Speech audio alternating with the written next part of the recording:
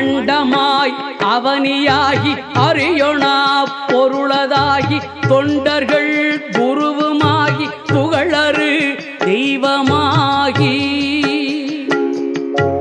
எண்திசை போற்ற நின்ற என்னருள் ஈசனான தென்திரள் சரவணத்தான் தினமும் என் சிரசை காக்க